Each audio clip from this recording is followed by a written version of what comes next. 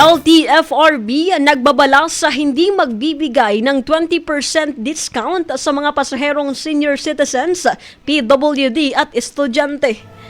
Ang buong detalye ng balita nasa linya si Megavo Patrol number 15, J. Alfaro. Bicol Network News Report!